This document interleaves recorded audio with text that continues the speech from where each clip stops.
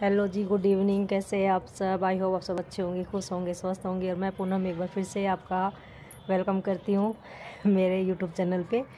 और आइए, शामिल हो जाइए मेरे यूट्यूब चैनल पे और चैनल को कर दीजिए फटाफट से सब्सक्राइब। और अभी शाम के बज चुके हैं 5।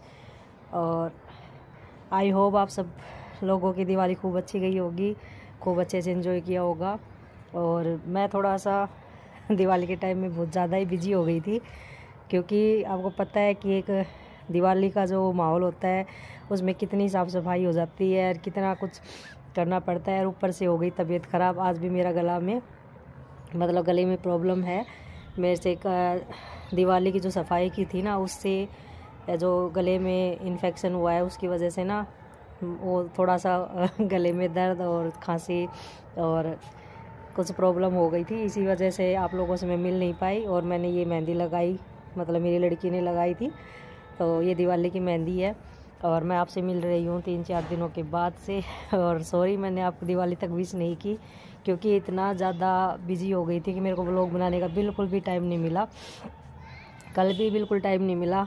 तो आज आई हूँ मैं आप लोगों से बात करने के लिए।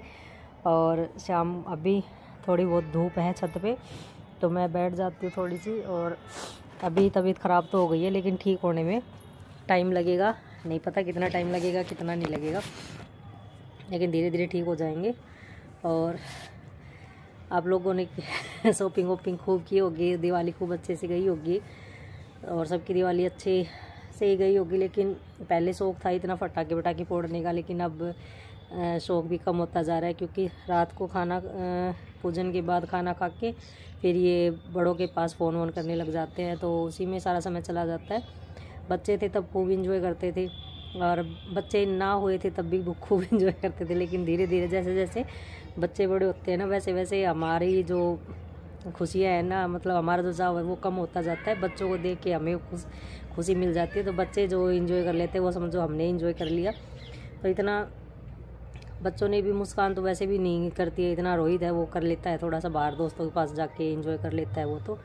तो वो छुटा के आया था पटाखे 11 बजे तक, और हम कर रहे थे फ़ोटोशूट और मतलब फैमिली वालों से बातें साथे, कोई आशीर्वाद वगैरह ले रहे थे।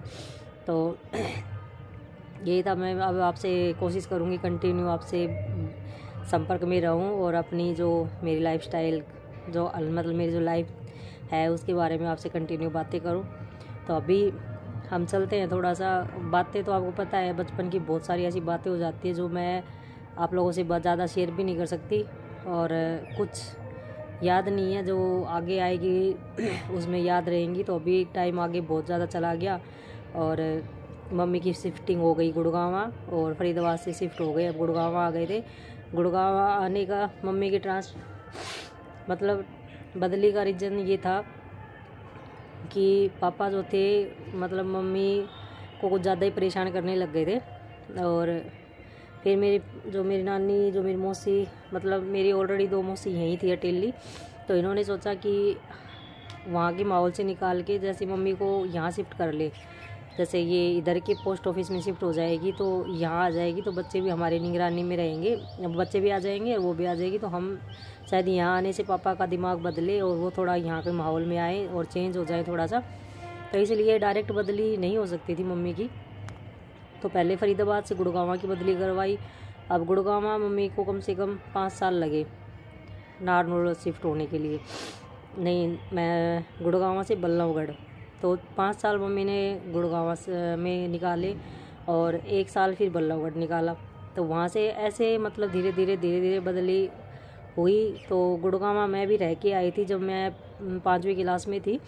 तो एग्ज़ाम दिए थे, छुट्टी स्टार्ट हो गई थी, तो मम्मी ने मेरे को और मेरे भाई को वहाँ पे बुला लिया। गांव के माहौल से निकल के हम शहर के माहौल में गए। तो गांव में तो कुछ भी नहीं था, टीवी भी नहीं था, कुछ नहीं था, एक रेडियो था, और रेडियो पे भी रागनी सुनते थे नाना के साथ। कोई ऐसा नहीं था, कुछ नहीं पता था उस टाइम। सिंपल सा लुक, सिंपल से बच्चे थे, ये भी नहीं पता था कि नाने की साबुन क्या होती है। तो गुड़गांव आ गए, शहर के माहौल में गए, तो वहाँ पे जाके ये भाषा छोड़ के गांव की जो अभी मैं आपसे बात कर रही हूँ, ऐसी भाषा, मतलब मैं वहाँ पे 1 महीना रह के आई, तो मैं वहाँ पे पूरी तरह चेंज हो चुकी थी। मतलब गई गांव की थी बन के मैं शहर की आई। मम्मी को शौक़ था, मम्मी ने जैसे कटिंग वटिंग करवा दी मेरी, और मतलब सब कुछ एकदम ऐसा परफेक्ट बना दिया यहाँ वाला। तो 1 महीना कंटिन्यू रह के आई, और जब 5वीं का रिज़ल्ट आया तब मैं मम्मी के पास से नानी के घर आई, तो वहाँ पे जिसने मेरे को देखा सब हक्के बक्के रह गए देख के कि ये क्या गई थी और क्या बन के आई। मतलब मैं किसी से ऐसे नहीं, मैं क्या कर रहा हुआ, क्या बात से ऐसे नहीं, मैं क्या कर रहे हो, कैसे हो, ऐसे मतलब मैं सबसे बातें करने लगी।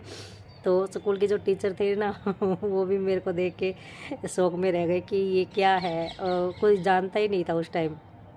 तो मैं गई तो मैं शर्म के मारे पीछे खड़ी रहने लग गई इस क्लास में। तो सारे टीचर मेरे को आगे लेके आते कि आगे खड़ी हो, तो मेरे को शर्म आती थी क्योंकि भाषा चेंज हुई थी। तो 1 महीने में मैंने बहुत कुछ सीखा गुड़गांव में, और फिर वहाँ से आके नानी के घर से फिर से उसी रंग में डल गई।